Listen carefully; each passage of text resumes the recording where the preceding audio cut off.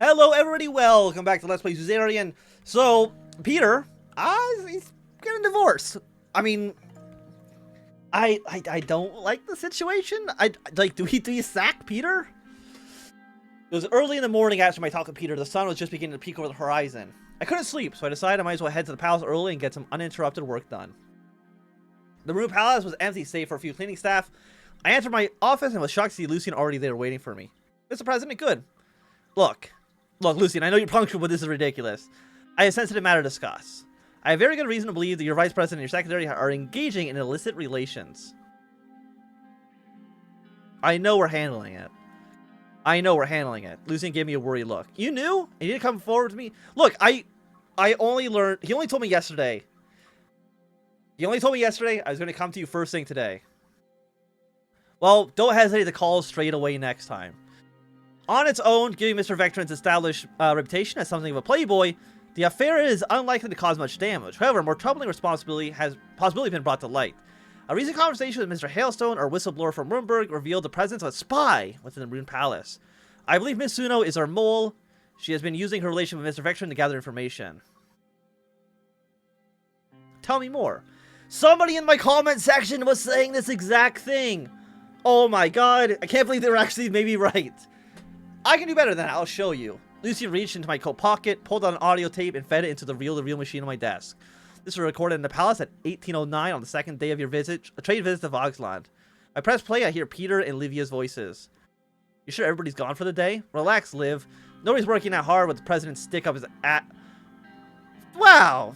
Very rude. Nobody's working that hard with the president's stick up his ass off in Voxland. Livia giggled. I heard the sound of kissing, then drinks being poured. I'm glad he stayed behind. Did he tell you how it's going to go over there? Do you think there's going to be a chance they'll form an alliance? As a matter of fact, yes. He and Secretary Hegel just sealed the deal. But enough work talk, Miss Suno. I want you bent over my desk now. Lucia grimaced and switched off the tape. The fact that you have a, like... Wait, where did you get the audio from?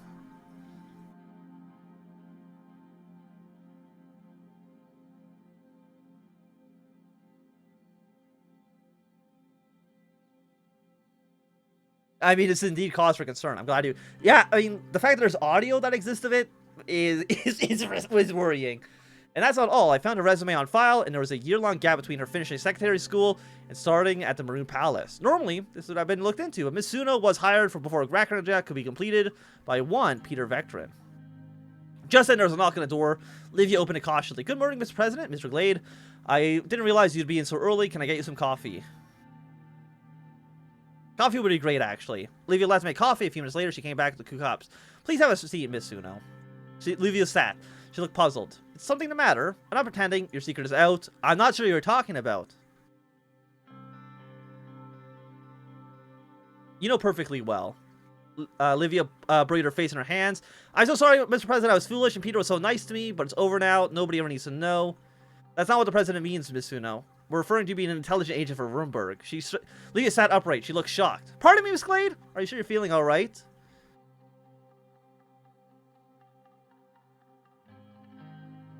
He's fine. What do you have to say for yourself? Mr. President, I understand that you don't want me to keep my job, but why smear me with outlandish accusations? Miss Suno, indulge me for a moment.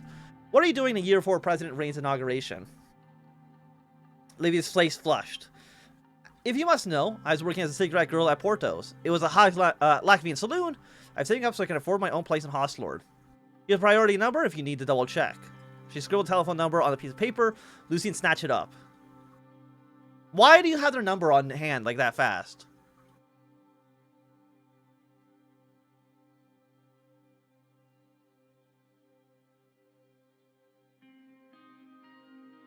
But why were you asking Peter about my alliances? To tell you the truth, Mr. Rayne, I was hoping to run for office myself someday. I want to make a real difference in the world, like Miss Morgana or Miss Walda. But I guess I messed that up by getting involved with Peter. Now they're going to say that I slept my way to the top. Wait, how do you know about the conversation? There's a loud pounding at the door. Peter barged in without waiting to be answered. He was unshaven and wore the same clothes from the night before. I came as soon as I heard the 3 of you were in here. Anton, what the hell are you doing? I told you, it was under control.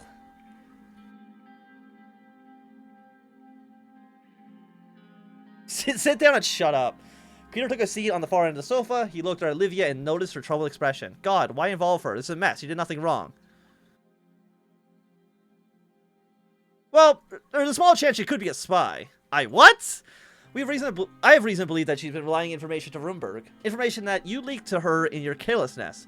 You turning around the tape and played it again. As Peter listened, his eyes widened in disbelief. Lucian, you rat bastard. You been bugging my office? You know what? I guess I didn't actually think there could have been a bug. I'm sure there's an explanation for this. Both Peter and Olivia were glaring at Lucian now. He looked unrepented. I had noticed the Vice President behavior becoming increasingly erratic and professional over the past few months. I want to get to the root of the cause. So you wiretap your own goddamn colleague. And for what?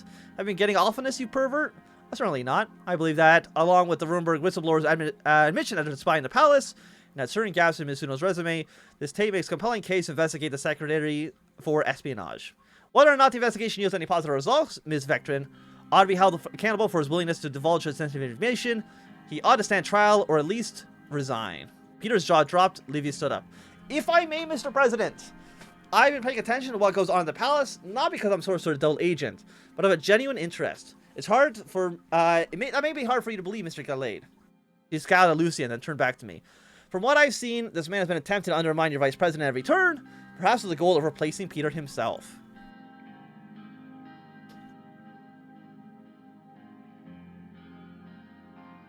I would never make Lucian fight president. Lucian looked slightly shaken at the remark, but quickly regained his usual grace.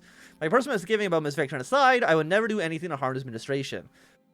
Mr. Vectrin, on the other hand, has at best committed adultery, and at worst, delivered state secrets straight into enemy hands. Who would I believe?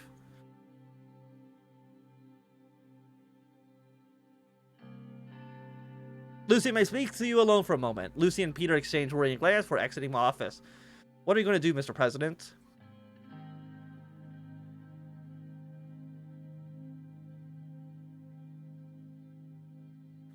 I believe you. We should investigate Livia. Lucian breathed a sigh of relief. I appreciate your trust in me. And Mr. Vectrin, what will you do about his willingness to compromise Sordland security at the drop of a pencil skirt?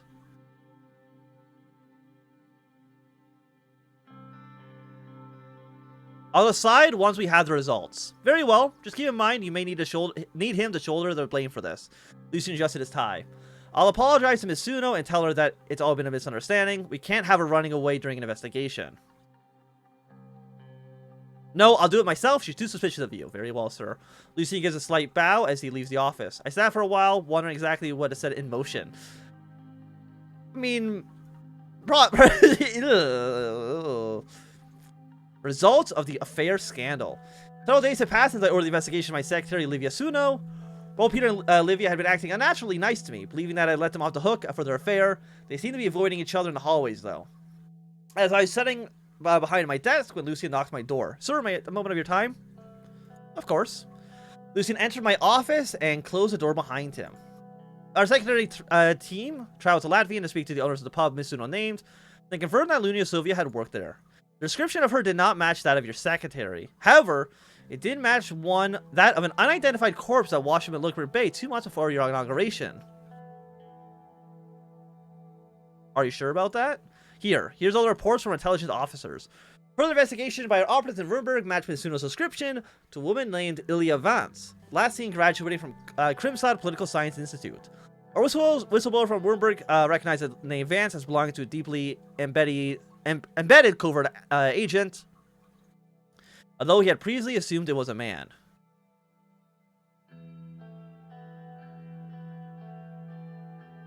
How could we have missed all this? As mentioned, Miss Suno was hired without a background check. It's possible that all this could be avoided if had any of Mr. Vectrin's blood flow been directed to his brain when he selected her. But all that can be helped now. Question is, what are you going to do, sir?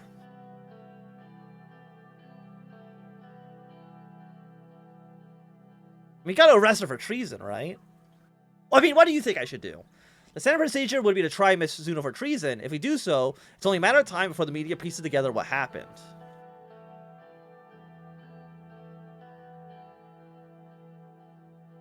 I don't think we can just, like, murder her. I look like a fool having her under my nose the entire time. That's why you must let Mr. Vectrin take the fall.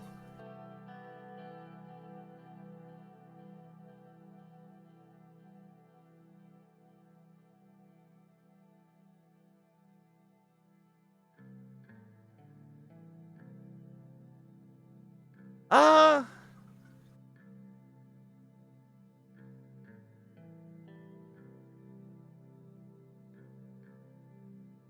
This is my fault as much as his. I should have suspected something. I don't like how all those options were trying to lessen the blow. You should share the you can share the blame, but you have to prepare for your public opinion to nosedive. Thankfully, Mr. Kronati can soften that blow, but please take a moment to think about this. Mr. Vectran put you in danger by failing to order a background check on your closest personal staff. He betrayed your confidence to a woman who he was committing adultery, Anton. Would you do the same to your so-called best friend? No. I wouldn't. Lucian sighed. Well, I am your chief strategist. I'd advise you on what I believe is the best strategy, but of course the ultimate decision is yours.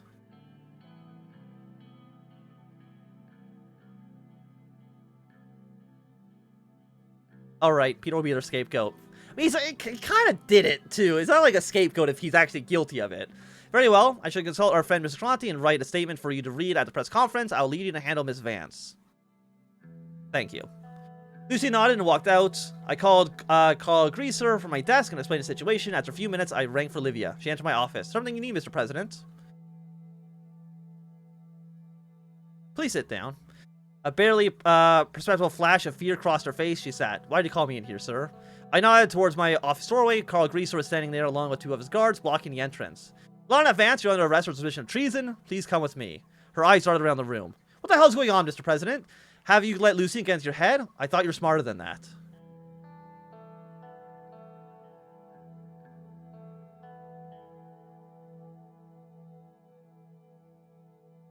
I'm sorry you had to come to this. Carl's men grabbed her by the arms and began dragging her out. No, no, no, you can't do this to me. Peter, hearing the cries, rushed out of his office. Liv? What the hell's going on? Anton, what's going on? Livia, tell Peter who you really are. I won't say another word without my lawyer present. She looked Peter square in the eye. You're a sad old drunk and a loser lay. No, you're a sad old drunk and a lousy lay. Honestly, if I were a Runeberg spy, I barely had to do a thing. You two have Sordland right for the taking. I mean, come on. I mean, I can admit that I can be dumb sometimes. That's a little rude. She straightened up, ran her head through her curls, and allowed Carl to lead her away. Peter sank to the floor in front of me. I invited him to share a drink. We were going to get through this together, just like always. So, national security been breached. I can understand, yeah, that's definitely, I would say, a red situation there. And a press release for the affair scandal. It was the morning of Livia's trial, and hordes of reporters were gathered in front of the state courthouse. Peter, Leffy, and I stood by the entrance. Lucy and I had helped to break the news to my secretary's arrest. Now the media had to begin to question exactly how a Runeberg double agent had been able to infiltrate the Rune Palace. It was time for me to deliver an explanation. A podium with a bank of microphones awaited us on the courthouse steps. Peter looked uncertain. I had told him I would be doing all the talking today. Remember what we talked about, Mr. President? How could I forget? I was about to blame my best friend for the scandal that otherwise shattered my registration, and Peter still had no idea. Together, we stepped behind a podium. The reporters clustered around us and started shouting questions. Thank you for coming.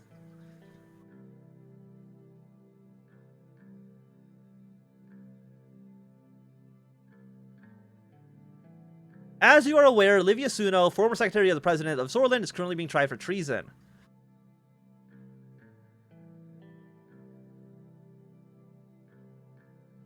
Rest assured, the traitor will be brought to justice.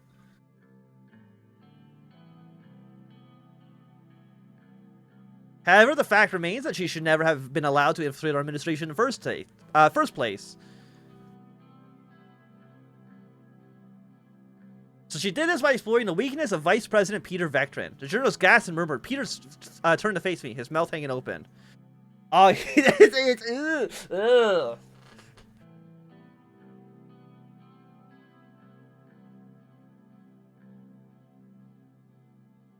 Mr. Vectran's recklessness, to say nothing of his betrayal of Swordish values, had disgraced my administration.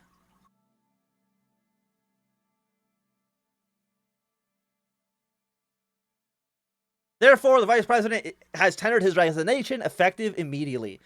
The claim of reporters was growing louder. Peter grabbed me by the collar and yanked me away from the microphones. What the hell, Anton? We never discussed this. What else did you think would happen? Peter looked at me in disbelief, then shook my head. I guess I had this coming. The way I've been carrying on. I just didn't think my best friend would be the one to stick the... What do you mean? You fucking let out secrets to a spy. And it's not mine. You did. You did it. The reporters are becoming hard to ignore. One woman in front row. The same reporter showed up everywhere. Miss Vectrin.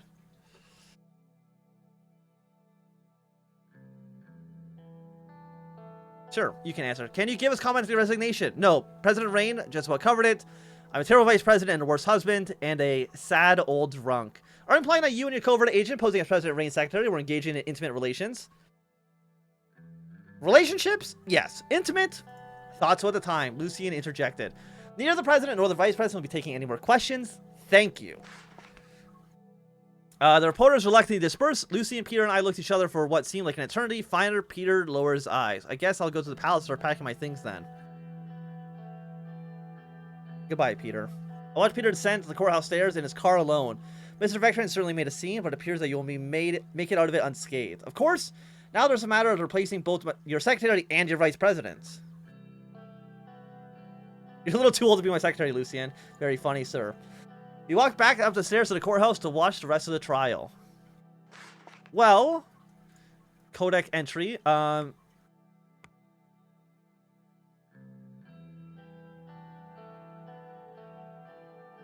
what's it say? To say that he was... Well... Okay, well, okay, what do we got on news? Hostile port. Rumberg infiltrated Maroon Palace. President Secretary arrested. President innocent spy scandal. President Secretary arrested for treason. Rayne pin spy scandal. Blame on Vectrin. Look, he was fucking the spy. Okay. It was here the day I've been dreaded since Peter's resignation. At the entrance of my office, a new secretary, Sylvia, took my hat and coat. She was a mature woman in her 40s. She had a spotless background assisting various Maroon Palace officials. Replacing Olivia had been easy, but replacing my vice president would be difficult. Sure's law dictated that the vice president failed to complete his term. New candidates were to be put forward by members of the cabinet. After much deliberation, the list was narrowed down to 3. Lucien was the frontrunner, followed by Gloria Tori and Albin Calvin.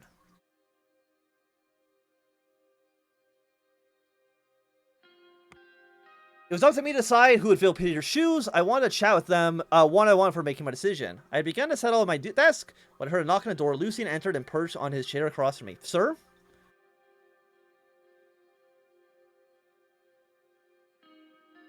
Alright, Lucien, you're one hell of a strategist. But why should I make you VP? It's precisely my capacity as a strategist that I have evaluated the experience and capabilities of your potential vice presidents. Objectively, I am by far the most qualified candidate.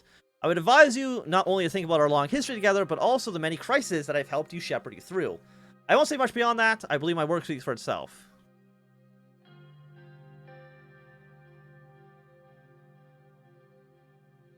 You're a valuable strategist. I don't know if I can afford to lose you in the capacity. As vice president, my ability to serve you and administration will only increase. Lucy got it from his chair. I expect you to make the right decision. He left my office, and just a minute later, there was another knock on my door, and Gloria Tori came in. Mr. President, I must say I was not surprised at all when my name was put forward. So Gloria, tell me why I should pick you. To put it simply, I bring to the table is years of experience. I have been a member of the Assembly for almost 20 years, and I have spent 7 as its Speaker. This alone speaks for itself. As you know, I'm also leader of the Conservative wing of the party. You can see what I'm getting at.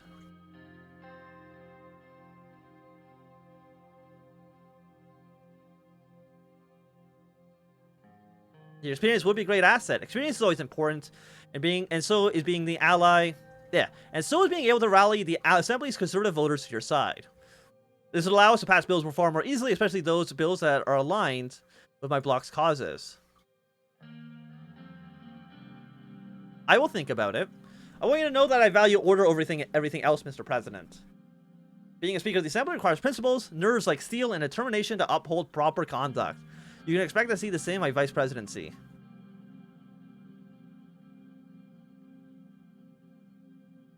You being a woman could also prove advantageous, not just any woman, a strong woman that's been able to protect order in the room full of unruly men for 7 years. Think about the message you would send. The first woman vice president of Sordland. No, the first woman president in the whole continent. What support you lose among traditionalists, you gain tenfold among shortest women. There is much to gain from selecting me, Mr. President. I believe you'll make the right choice. That'll be all for now. Thank you. I wish you a nice day, Mr. President. Glory made her way out. A minute later, there was another knock on my door. This time it was Albin Calvin's turn. Greetings, Mr. President. It's an honor to have been chosen as a candidate. Really terrific. Let's be straightforward. Why should I pick you? As you know, I represent the reformers wing of the party. What Sordland needs today is not only to catch up to more modern neighbors, but to surpass them. I believe we can do that. No, I'm sure. However, this will only be possible if we set aside our differences and unite as one. That is an outlook I wish to bring to the position of Vice President, so that Sordland can excel and soar to new heights. I did not ask about your opinions. What can you provide me with? Very well. The fact is, if I'm Vice President, reformist members of our party will be more likely to support you and your causes. It'll be smooth to pass bills and help our administration and our country move forward in record time. I mean, it makes sense. What this country needs is a more dynamic, useful leadership. Look at you, President Rayne. You became the youngest member of the Assembly and completely rejuvenated Swordist politics. I want to do the same. We need to be able to take risks to make gains, and that is only possible with a forward-looking perspective. There, I stated my case. I trust your judgment. That'll be all for now. Thank you. I mean, it kind of makes sense, I think, to go with Lucian.